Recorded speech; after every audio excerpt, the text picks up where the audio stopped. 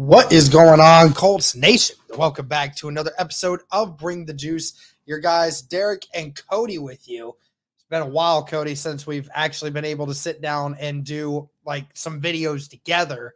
So this is definitely going to be a fun one. We got some news. I know that you covered it in our OTA video yesterday, but this one might deserve a little bit more talking to, might deserve just a little bit more of a discussion because, this is coming from a positional change for a couple of different players here. So Joel Erickson reported this Friday when he reported this, that the Indianapolis Colts are going to be moving Julian Blackmon from free safety to strong safety this year.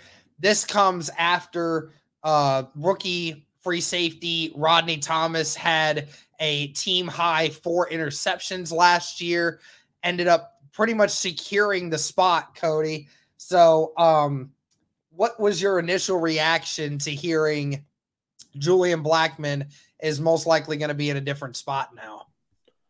Well, he did also add, that, the extended time he got playing the nickel with Kenny Moore getting hurt last year a couple times, that was very valuable for him. I mean, we've all known that Blackmon's very versatile in the things that he can do. He can cover, he can hit, he can tackle, he can do a little bit of everything. And so I think just that maybe, made the Colts and made Blackmon think a little bit more like, hey, maybe this is something that, I could actually do and do it at a high level. And so I think it makes a lot of sense. Like you talked about, Rodney Thomas with the year that he had, nobody expected that. Nobody expected him to have the year that he did.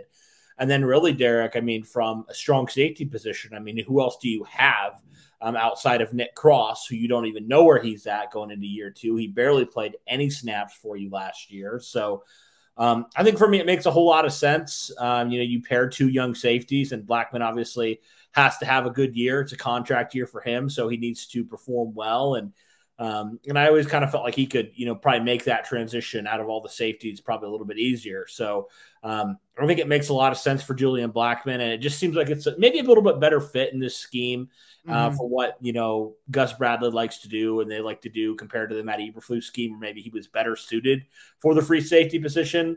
I just think it makes a ton of sense from that standpoint. And you have 2 young safeties that you're really excited about, guys that have both played at high levels in the last couple of years. So definitely think it was a good move. I was a little bit surprised because, anytime you see a player switch a position like that, you are surprised to some degree. But overall, I do think it is a good fit overall for what the Colts need at strong safety, and also what Blackmon can provide and how it can maybe better utilize his skills and his skill set and what he does well in this scheme. So that was kind of my reaction to it.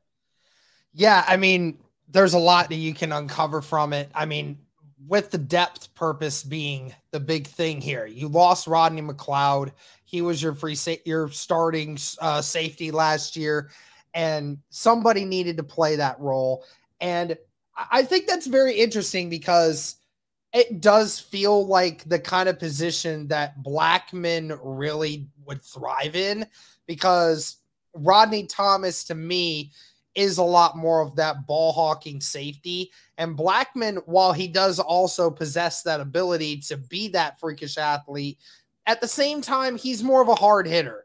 He's a better collapse at the line guy, better, not necessarily athletic traits, but seems to be a little bit more agile, being able to do things like that. I know that Bob Sanders wasn't a strong safety for the majority of his career, but, Bob really played like that. And, I think Julian Blackmon definitely has that ability, because we have seen him hit people before in a lot of different ways, especially on, his biggest hit comes from, hitting, Derrick Henry in the backfield for a 5-yard loss and knocking him back. So, he has some pop to him.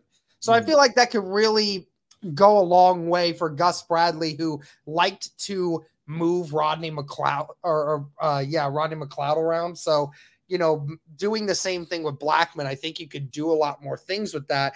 But now the ultimate question is with this move, you now have to start thinking about, and it wasn't a surprise to me really that Blackmon got moved, because I thought that people were even talking about it like in early off season, like, does he get moved to like corner or something?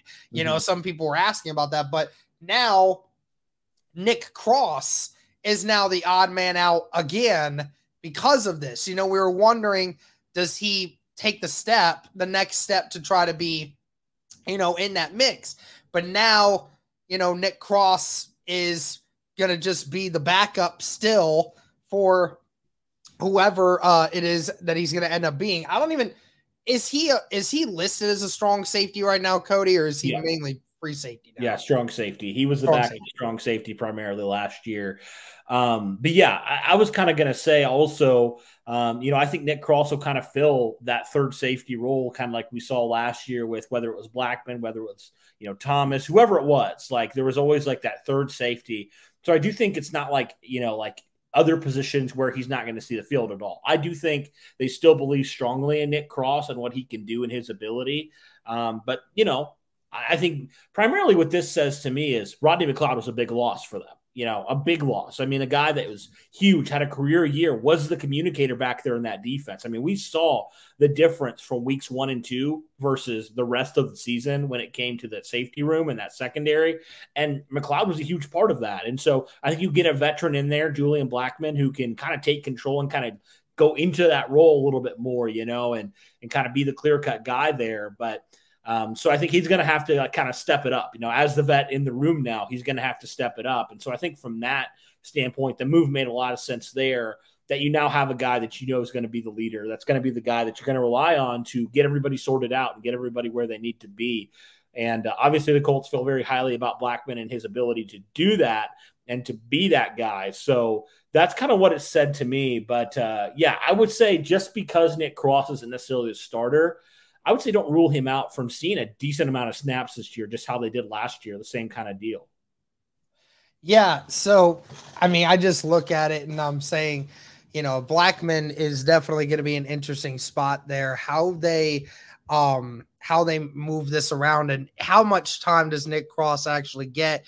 It's just crazy to think about, you know, the emergence of Rodney Thomas and just how quick he was involved in that defense last year. I mean, we were debating on whether or not he was even going to make the roster, and let alone he was one of the best defensive players on the roster last year.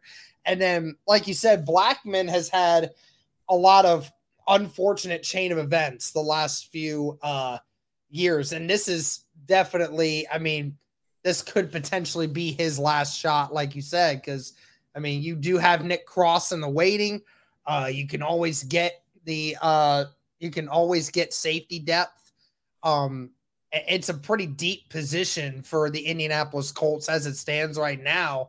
I mean, you did also get Daniel Scott, who you think could potentially be somebody else that could fill a hole there.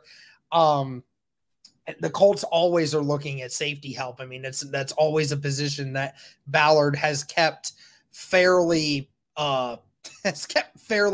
deep. So Blackmon is definitely in a do or die time right now, because like you say, he's going to be a free agent this next year. Depending on how he does, you know, it's really going to determine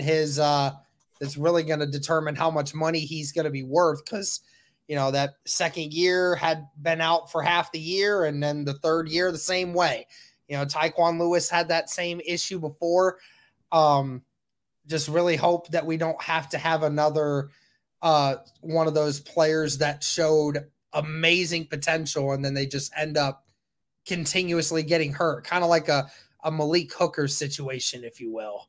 Yeah, well, Blackmon played about 62% or 63%, excuse me, of the snaps last year. Just for reference, Rodney McLeod played about 90%. So Julian Blackmon's going to have to be relied on to be that guy that's going to have his snap count almost up nearly 25% from where it was last year. So you're going to have to rely on hope that he can be that guy and can really prove himself, kind of prove his worth like Paris Campbell did last year, in a lot of ways, like prove that he can stay healthy and be on the field and be productive, because we know he's talented and we know he's a guy that can produce when asked. And so, we really haven't seen him be fully unleashed, I think, yet in this Matt Eberflus system. So it'll be really interesting to see kind of what his roles are and kind of what are the things that he's going to do in this new role. But yeah, I think three safety is still going to be the thing. I would not be surprised if Nick Cross is sitting around 60% or something if Blackmon does stay healthy the whole year and Blackmon's uptick to 85 to 90% of the snaps like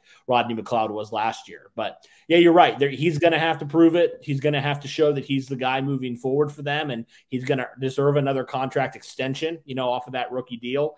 And he's going to deserve, not, beyond a prove it deal. He's going to need, a long-term extension to be a part of this team. I had an article that I'm actually currently writing for Colts Wire that talked about players, with things to prove, basically, something to prove. And Julian Blackmon is definitely in that list for that reason, because he has a golden opportunity now to secure that strong safety spot for the immediate and also for the future. So definitely excited to see him and just kind of how that does play out for him. At least the good news is that if something happens unfortunately, to one of our safeties at the end of the day, at least fair and well that there is some good depth at that position, whatever you decide to do. So hopefully that continues to be a thing that we won't have to worry about. Yep. But that's going to do it for this one, guys. It's definitely a conversation. How much does this affect Nick Cross? For those who thought Nick Cross was going to, maybe take that second step and be that starter of the future, looks like that Nick Cross may have to still wait his turn. And, who knows? Maybe if Nick Cross and the minimum snaps that he does get next year, Cody, ends up showing that, this kid really improved from his first start in an NFL game to where he is at now. Maybe the Colts feel more confident in moving on from Julian Blackmon. It just all depends, but it's going to be very interesting. It's going to be a fun thing to keep an eye out for, but it is going to be fun to see Rodney Thomas and Julian Blackmon most likely being the starting duo for the safety position for the Indianapolis Colts in 2023. That's going to do it for this one, guys. Let us know your thoughts in the comments. Thank you so much for tuning in. And as always, guys, go Colts.